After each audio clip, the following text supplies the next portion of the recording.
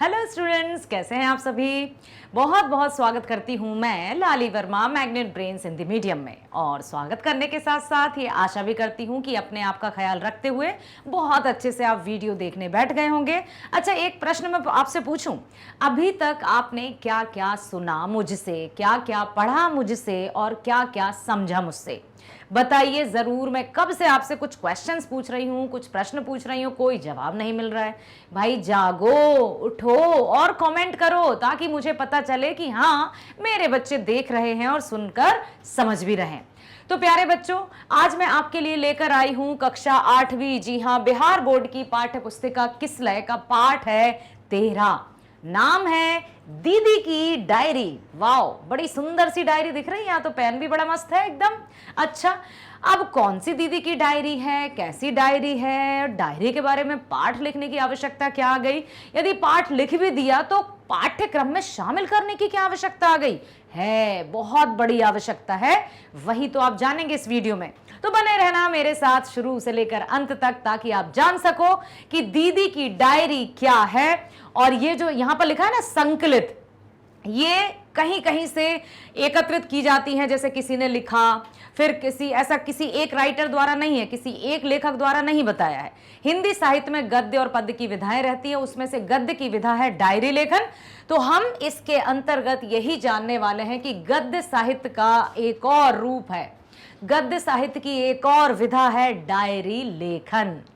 आज हम इसी पाठ के माध्यम से ये समझ पाएंगे कि आखिर डायरी लेखन क्या है, क्या ये हमारे जीवन में बहुत महत्वपूर्ण स्थान रखती है। बिल्कुल सही समझ रहे हैं बेटा, क्योंकि डायरी लेखन, या हम कहें कि हमारी जो डायरी रहती है, या और एक बात बताऊं मैं आपको कि जो डायरी लिखने में पारंगत होते हैं या फिर जिनको डायरी लिखने की आदत होती है, वो अपना बेस्ट फ्रेंड डायरी को मानते हैं। हर एक बात, हर छोटी से छोटी बात, बड़ी से बड़ी बात, खुशी की, गम की, सुख की, दुख की, हर एक बात वो अपनी डायरी में लिखते हैं।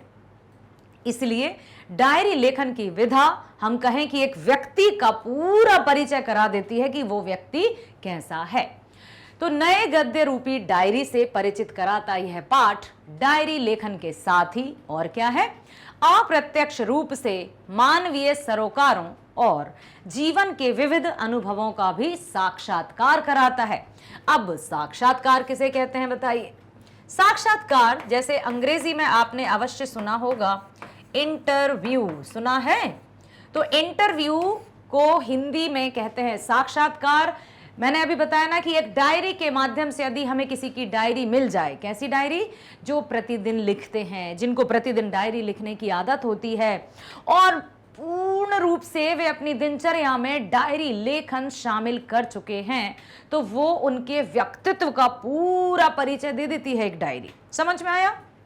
तो यहाँ पर हम यही देखेंगे कि डायरी जो लेखन है वो किस तरह से किया जाता है और डायरी लेखन में कौन कौन सी बातों को महत्व देकर हमें लेखन किया जाता है, इसके क्या लाभ होते हैं, इसके उद्देश्य क्या होते हैं, सब कुछ हम जानने वाले हैं। ठीक है, अब मिलते हैं हम डायरी से। अब आप सोचेंगे डायरी भी मिलने की वस्तु है क्या, वो व्यक्ति है जो हम उससे मिलेंगे। अरे भाई, बहुत कुछ है इस सृष्टि में जो मिलने योग्य है। तो हम यहाँ बात कर रहे हैं एक ऐसे व्यक्ति की या वस्तु की। आइए देखते हैं। गुलाब के फूल सी नन्ही संजू है। क्या? गुलाब के फूल सी नन्ही संजू है। तो अभी छोटी है, तो अभी छोटी, पर है बड़ी सयानी। कुछ बच्चे होते हैं ना जो बहुत छोटे होते हैं लेकिन ऐसे बड़ों बड़ों जैसी बात करते हैं, उन्हीं में से एक है संजू। ठीक है, गुलाब के फूल सी नन्ही संजू है, तो अभी छोटी पर बड़ी सयानी है। कक्षा 8वीं में पढ़ती है, आपके साथ ही पढ़ती है। स्वभाव से हंसमुख है। ऐसा लग रहा है जैसे मेरा वर्णन हो। स्वभाव से हंसमुख है, खूब हंसती और हंसाती है। चुटकुले सुनाएं तो हंसी के फव्वारे छूटने लग जाते हैं। किसकी बात की जा रही है बेटा? संजू की, जो कक्षा 8वीं में पढ़ती है, स्वभाव से बहुत हंसमुख है, खुद हंसती है और दूसरों को हंसाती रहती है। संजू को किताबें पढ़ने का शौक है। कहानी, कविता, कॉमिक्स आदि। कॉमिक्स पता है ना किन्हें कहते हैं? क्या आपने हम जब छोटे थे उस समय एक कॉमिक्स आती थी चाचा चौधरी। चाचा चौधरी में एक चाचा थे जो बड़ी बड़ी मतलब कार्टूनिस्ट नहीं रहती जो कॉमिक्स जो रहती है उसमें, साबू था एक बहुत गंजा सा व्यक्ति, चाची थी मोटी ताजी सी, चाचा चौधरी थे बड़े अच्छी बातें करते थे। तो उसी तरह की वो उसको पढ़ने का क्या शौक था, कहानियां पढ़ती थी, कविताएं पढ़ती थी, कॉमिक्स पढ़ती थी। यह शौक उसे माँ की देखा देखी लगा है। अब उसकी माँ को भी पढ़ने का बहुत शौक है, वे भी कविताएं पढ़ती हैं, कहानियां पढ़ती हैं, किताबें पढ़ती हैं। तो संजू ने अपनी माँ को पढ़ते हुए देखा तो संजू को भी शौक लग गया। संजू चाहे कक्षा में अच्छे नंबर लाए या जन्मदिन मनाए, उसे उपहार मिलता है पुस्तक का। चाहे तो उसका जन्मदिन हो, चाहे तो वो अपनी कक्षा में बहुत अच्छे अंकों से पास हुई हो, उसे क्या चाहिए, मुझे बुक्स चाहिए, मुझे किताबें चाहिए, मुझे पुस्तकें चाहिए। ठीक है, तो ऐसी थी संजू। फलतः उसके घर में छोटा सा पुस्तकालय बन गया। अब कहते हैं ना बेटा कि बूंद बूंद से घड़ा बनता है, इसी प्रकार से किताब किताब से उसकी लाइब्रेरी बन गई, बहुत बड़ी लाइब्रेरी बन गई। उसके पास बहुत सारी किताबें एकत्रित हो गईं और इसलिए यहाँ पर दिया है कि अब उसके घर में जैसे छोटा सा पुस्तकालय बन गया है। स्कूल में भी उसे चटपटी पुस्तक की तलाश रहती है। जब कभी वो स्कूल जाती है तो स्कूल के पुस्तकालय में भी वो सोचती है कहाँ से ढूंढूं, कहाँ से लाऊं, कौन सी पुस्तक अच्छी चटपटी पुस्तक मुझे मिल जाए, मजा आ जाए पढ़ने में। उसको पढ़ने का बहुत शौक है। ठीक है, अभी पिछले दिनों संजू ने गांधी साहित्य पढ़ा।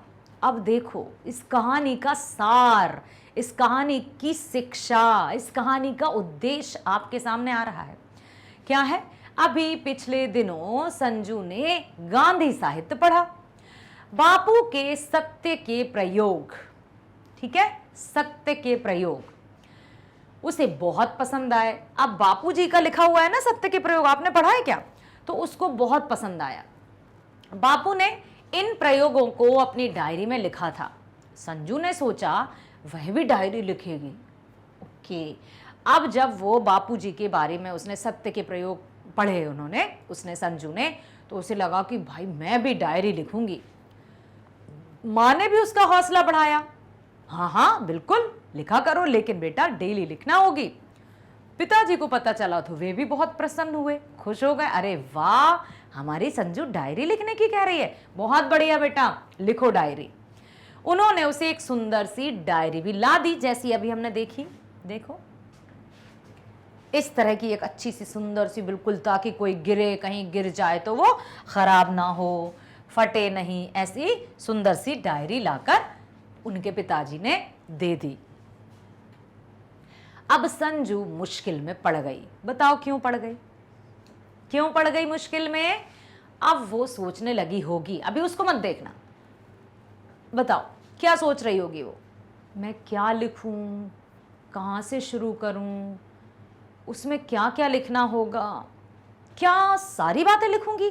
मैं उठ गई, मैं बैठ रही हूँ, मैं जा रही हूँ, मैं ये कर रही हूँ, मैं सारी बातें लिखनी पड़ेंगी।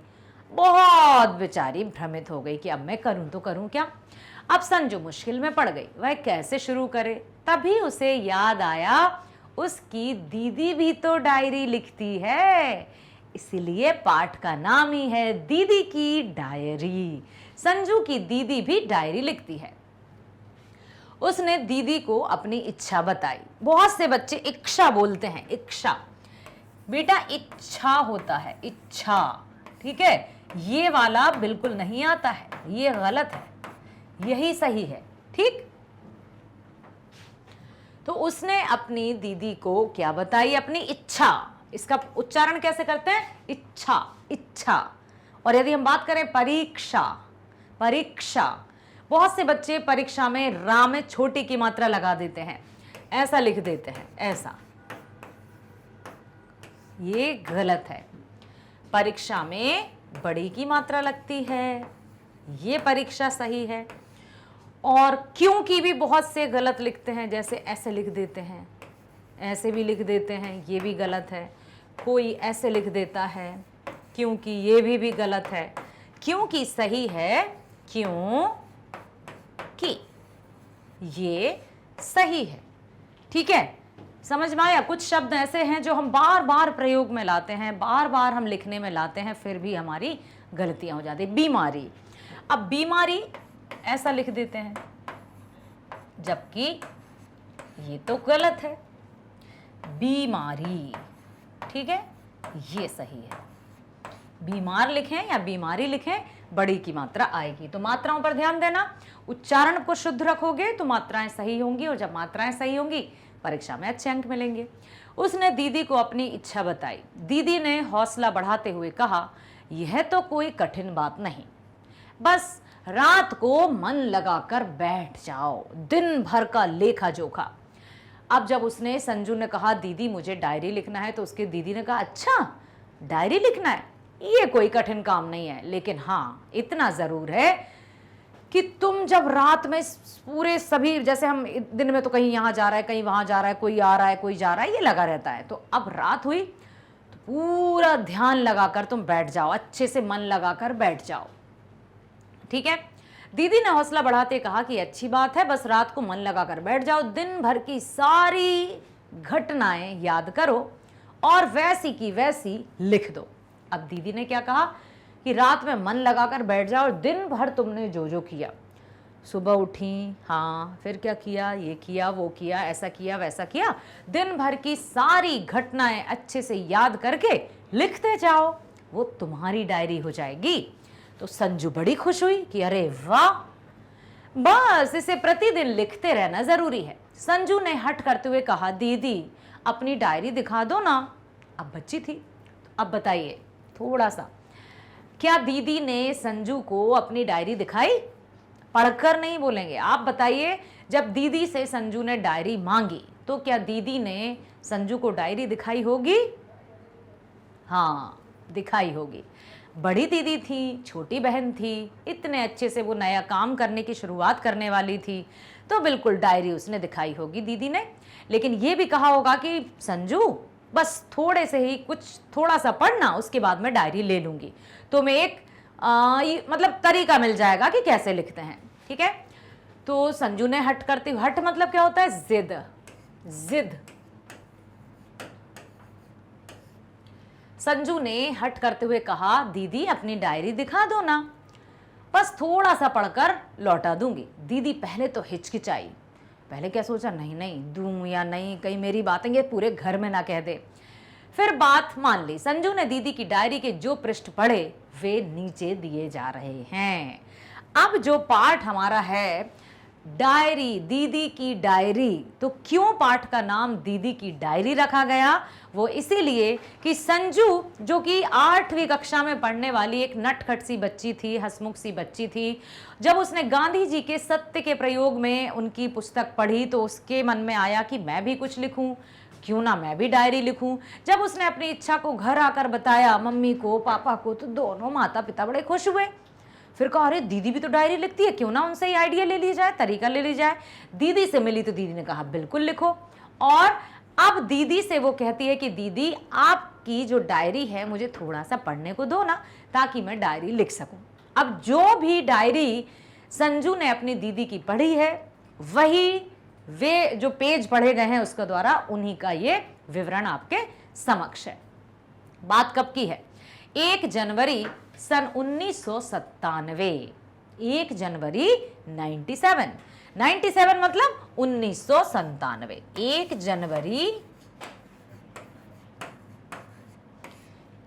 जनवरी सन 1997।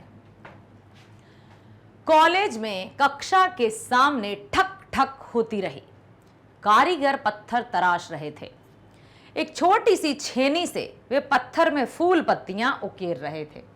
दीदी की डायरी का पेज है जो कि संजू पढ़ रही है कॉलेज में। अब दीदी उस समय कहाँ थी? कॉलेज में, जब उन्होंने डायरी लिखना शुरू किया। कॉलेज में कक्षा के सामने ठक ठक हो रही थी। क्यों? क्योंकि जो कारीगर थे वो पत्थरों पर पत्थरों को तराश रहे थे। पत्थरों को तराशना मतलब उनमें बहुत सुंदर सुंदर आकृतियां बनाना, कुछ कुछ बनाना।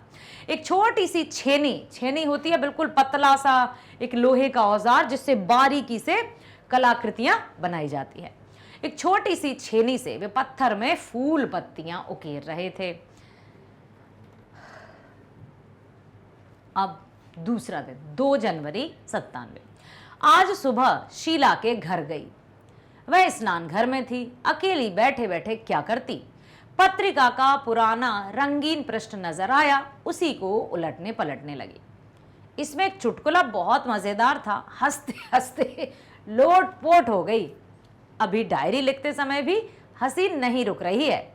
फिर से पढ़ पाऊं इसलिए लिख लेती हूं इसे, फिर से हंस पाऊं और फिर से पढ़ पाऊं इसलिए लिख लेती हूं इसे। ये रहा उसका दूसरा पृष्ठ। खरीदार।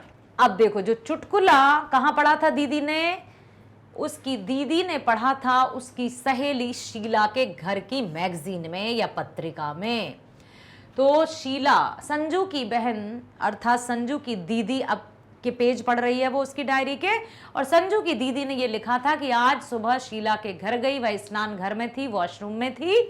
क्या करती, तो मेज पर पत्रिका थी, उसको उठाया और उसके पेज पलटने लगी। वहां पर देखा एक चुटकुला है, बहुत मजेदार था। हंसते हंसते पागल हो गई और लिख लेती हूँ इसलिए ताकि मैं जब भी भविष्य में पढ़ूं तब भी मुझे हंसी आए या मजा आए। क्या चुटकुला था देखो। खरीदार, जो खरीदार है वो कहता है मालिक से, इस भैंस की तो एक आंख खराब है, फिर इस भैंस के 7,000 रुपए क्यों मांग रहे हो। अब कोई भैंस खरीदने वाला है और जो भैंस का मालिक है उससे खरीदार क्या कहता है, इसकी तो एक आंख खराब लग रही है, लग रही नहीं है, इसकी तो एक आंख खराब है, फिर तुम इसके 7,000 रुपए क्यों मांग रहे हो। मालिक, भैंस से दूध लेना है या कशीदाकारी करवानी है। ये भी सही बात है।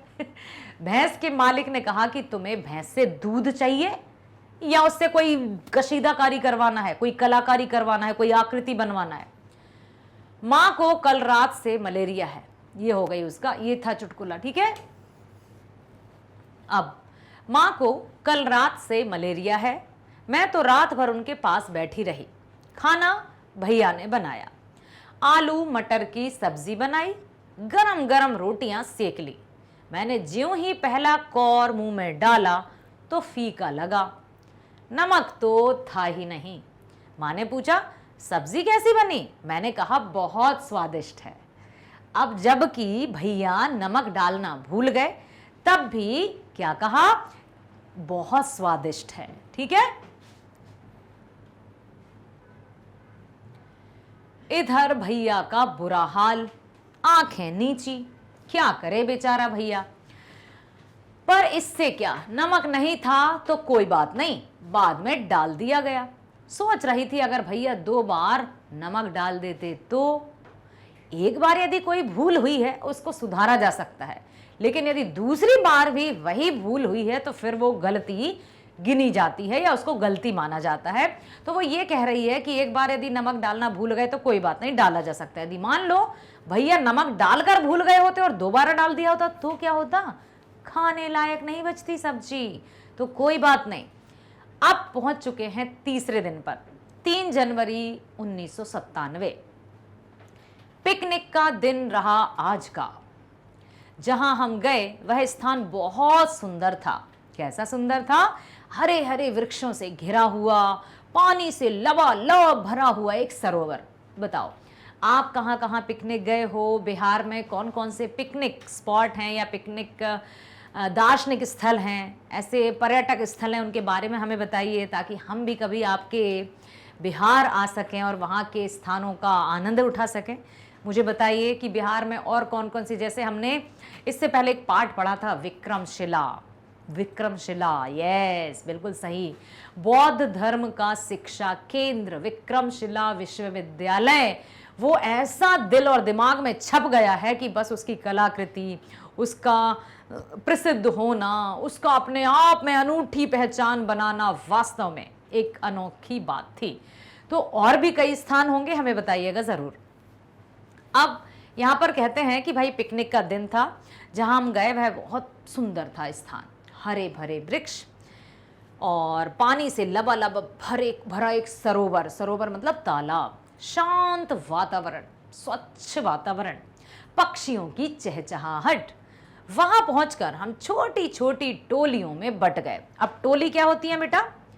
टोली को हम कह सकते हैं दल, ठीक है, दलों में बट गए या हम कहें समूह में बट गए, ठीक है। कौन कौन आए? मैं तो सईदा, नीलू, विमला और अंजू के साथ रही। ये उसकी सहेलियां थी, सईदा, नीलू, विमला, अंजू और एक और शीला थी जिसके घर में वो देखा था, ठीक है। तो अब इस तरह का उन्होंने पिकनिक का वर्णन किया। पहले तो वहां चारों ओर घूमते रहे, मजा आया घूमने में, कहीं वृक्ष, कहीं लताएं, कहीं पक्षी, कहीं नया नया सा सुंदर सा मनोहारी वातावरण। हा हा हा, मजा आ गया। झूलों पर झूले, फिर सरोवर पर गए तो मछलियां देखते रहे, डूबती उतराती, कहीं नीचे जाती कहीं ऊपर जाती, रंग बिरंगी छोटी बड़ी मछलियां। तभी बहन जी ने बुला भेजा। अब हम मछलियों का आनंद ले ही रहे थे, तभी हमारी जो साथ में गई थी टीचर या बहन जी, उन्होंने हमें बुला लिया। अब सभी मैदान में आकर इकट्ठे हुए, नरम नरम घास पर बैठ गए। ओहो, नरम नरम घास का याद आते ही ना कबड्डी कबड्डी कबड्डी याद आ गया। कबड्डी का जो ग्राउंड रहता है ना, उसमें भी कुछ छोटी छोटी घास रहती है, या जो आपने देखे होंगे जहाँ खेलते हैं कूदते हैं, वहाँ बड़ा बड़ा अच्छा सा एक ग्राउंड होता है जहाँ की चोट, मतलब यदि गिर जाए तो चोट नहीं लगे। हम भी अपने स्कूल डेज में खूब खेला करते थे, कबड्डी खेला करते थे। कबड्डी की चोट भी लग जाती थी लेकिन मज़े आते थे। तो ऐसी हरी हरी घास में सॉफ्ट सॉफ्ट, ऐसा लगता है बस यहीं बैठे रहो। गुनगुनी धूप थी, बारी बारी से हमने गाना गाया, ढोलक बजी तो नाच गाने में रम गई। सब मंजू जो कक्षा में चुपचाप बैठी रहती थी, आज खूब नाची। मैंने भी जादू का खेल दिखाया। खेल में जिसने जो फल चाहा उसे उसी फल की खुशबू सुंघा दी। वाह यार, जादू का खेल दिखाया दीदी ने। पक्का संजू इसके बारे में पूछेगी कि दीदी आपने जादू का फूलों का जादू कैसे दिखाया? फिर क्या कहेंगी? जो मिठाई मांगी वही चखा दी। अरे कितना आनंद आया, लिख ना सकूंगी। मेरे जादू के करिश्मे को देख संजू तो मचल ही गई। बोली, एक दो जादू तो मुझे भी सिखा दो दीदी, मैं भी विज्ञान के ऐसे दूसरे खेल सीखूंगी। मन करता है पिकनिक के दिन बार बार आए, इसलिए तो कहते हैं पिकनिक पर जाना चाहिए, थोड़ा सा घूम फिर कर आना चाहिए, मन और मस्तिष्क प्रसन्न होता है, थोड़ा सा वातावरण चेंज हो जाता है, माहौल में परिवर्तन आ जाता है, बहुत अच्छा लगता है, बहुत ही अच्छा। अब चौथे दिन पर आ गए हैं, 4 जनवरी 1997। आज रविवार था। क्या आपको हिंदी में दिनों के नाम पता है? देखो, रविवार, ठीक है, जिसको इंग्लिश में क्या कहते हैं? संडे। क्या कहते हैं बच्चे? संडे कहते हैं ना? चलो ऐसे लिख देती हूं, संडे।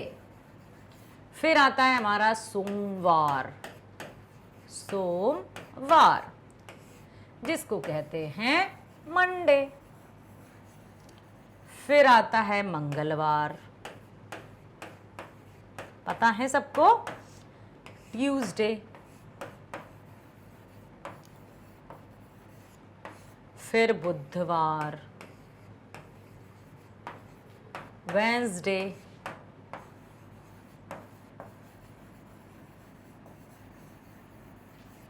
फिर आता है गुरुवार, थर्सडे।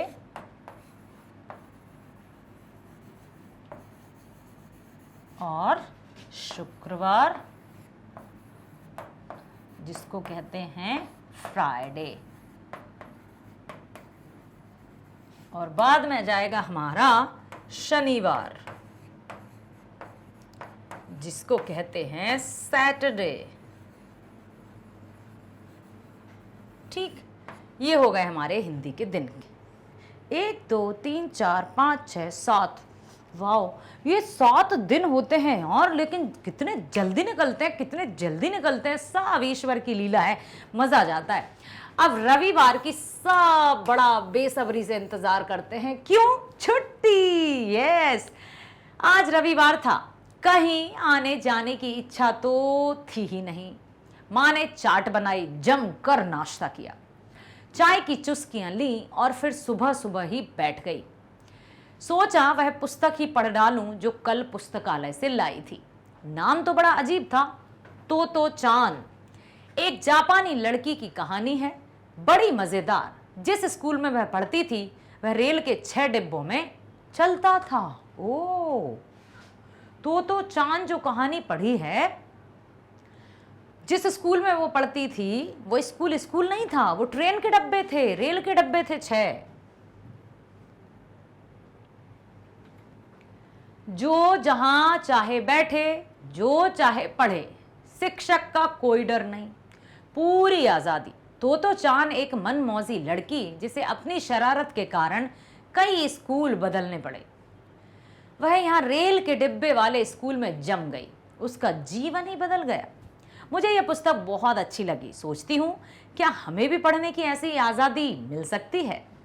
लेकिन पता है बेटा क्या होता है, हम अक्सर उस चीज़ को पाने की कोशिश करते हैं जो हमारे पास नहीं होती। ये मानवीय प्रवृत्ति है, ह्यूमन टेंडेंसी है। और फिर जो हमारे पास आ जाता है ना, बस धीरे धीरे धीरे धीरे उसका मूल्य कम होता जाता है हमारी जीवन में। तो इसलिए जो दूर से दिखने वाली चीज़ें होती हैं, all the glitters are not gold, हर चमकने वाली वस्तु सोना नहीं होती, दूर के ढोल सुहावने होते हैं। जो हमारे पास है हमें उसमें खुश रहना होगा, हमें अच्छे से अपने जीवन को व्यतीत करना होगा, चाहे घर हो, चाहे हम स्वयं हो, गोरे काले, छोटे नाटे, दुबले मोटे, जैसे भी हैं। परमात्मा ने हमें मनुष्य बनाया है, यही उसकी सबसे बड़ी हम पर कृपा है। तो हम बहुत अच्छे हैं, ये सोचना है हमें, ठीक है। तो सब बच्चे हैं, इच्छा होती है कि काश हम भी ऐसे ही पढ़ पाते। अब चलते हैं 5वें दिवस की डायरी पर। 5 जनवरी 97। आज का पूरा दिन उदासी में बीता। क्यों? माँ ने मुझे बार बार टोका। उदासीनता का कारण जानना चाहा, क्या हुआ, क्यों उदास हो, समझ में नहीं आता।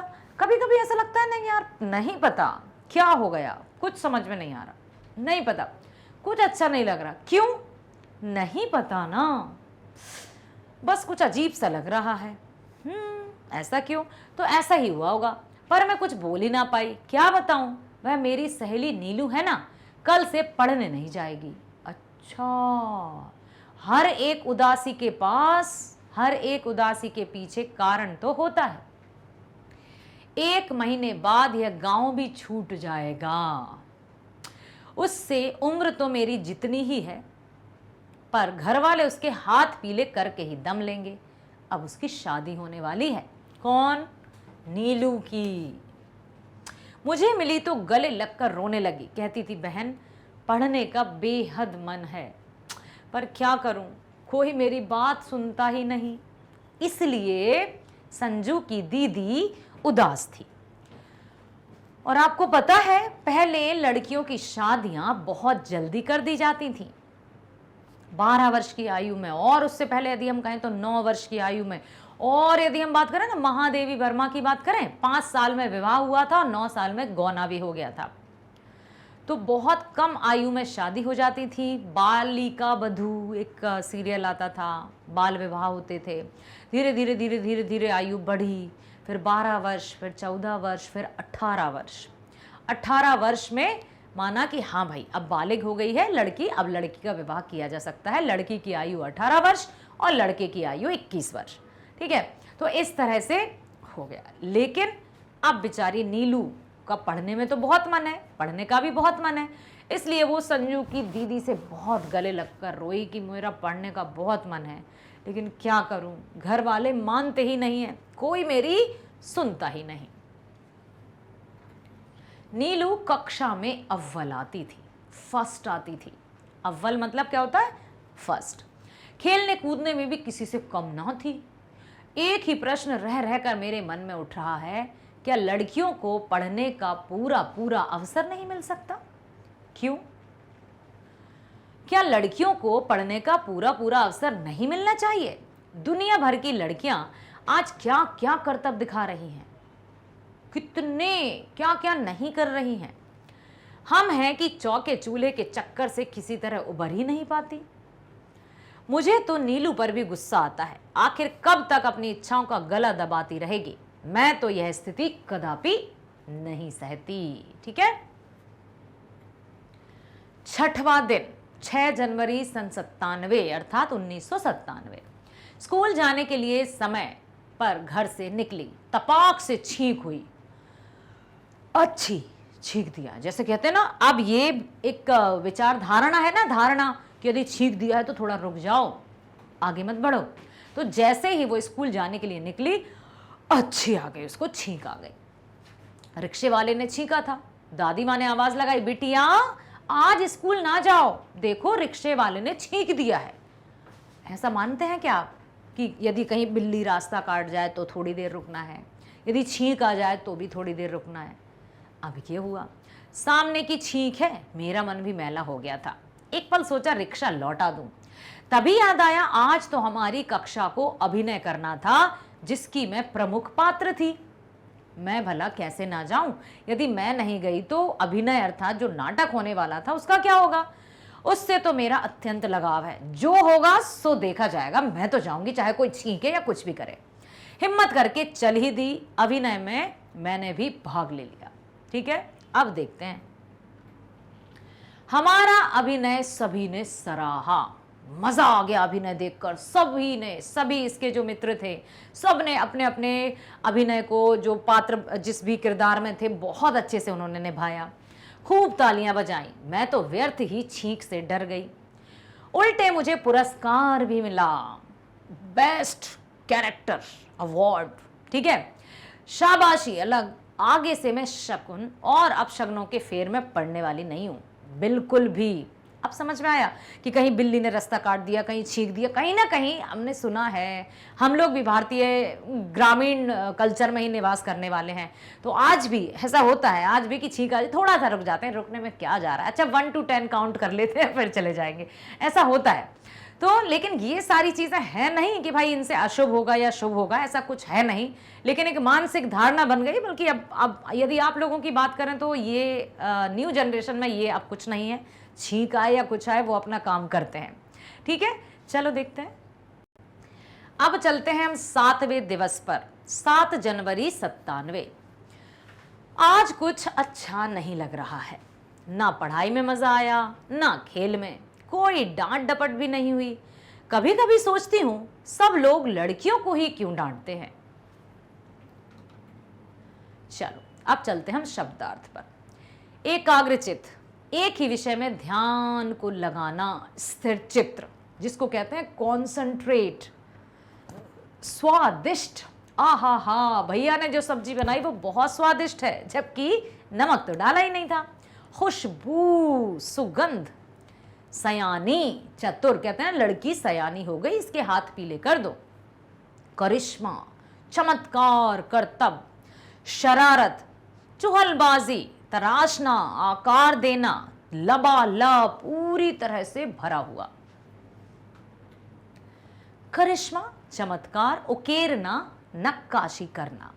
रम, कहते हैं रम गए, वो तो लिखने में रम गए, खेलने में रम गए, पढ़ने में रम गए, या कोई भी कार्य करने में वो तो जैसे रम ही गए।